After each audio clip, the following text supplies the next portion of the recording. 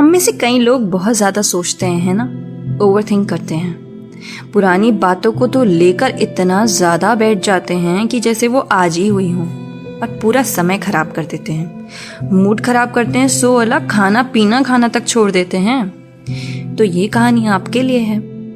इतना सोचते क्यों हो तुम? तो कहानी सुनिए।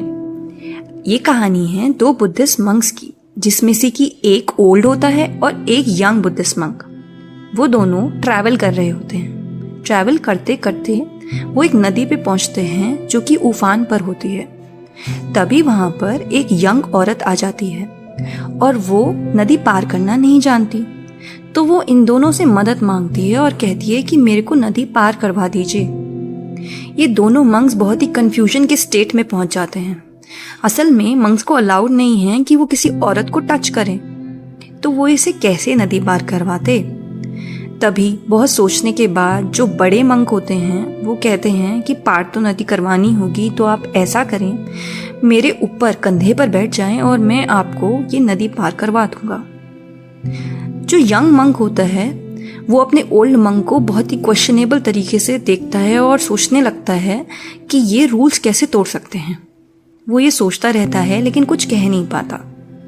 फाइनली वो नदी पार करवा देते हैं और उस औरत को नदी के किनारे छोड़कर आगे के रास्ते बढ़ जाते हैं। वो रात को अपनी कुटिया में पहुंच जाते हैं। जब वो कुटिया में पहुंच जाते हैं तो छोटा मंक होता है वो खुद को कंट्रोल नहीं कर पाता और एकदम से ओल्ड मंक के ऊपर भड़क पड़ता है और बोलता है कि मुझे समझ नहीं आया, आपने ऐसा कैसे कर दिया?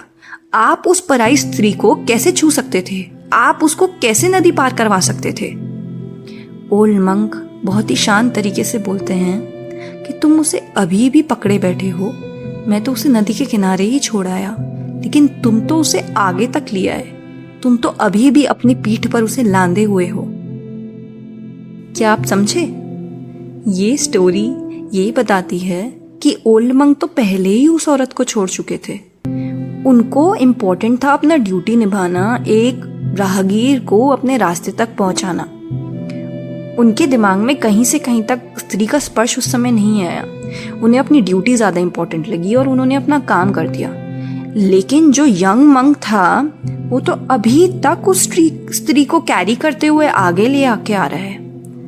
तो असल में किसने नहीं छोड़ा वो ओवरथिंकिंग? उस यंग मंक ने, राइट? ओल्ड मंक तो अपना ड्यूटी करके वो सब चीजें भूल गया, निकी कर दरिया में डाल।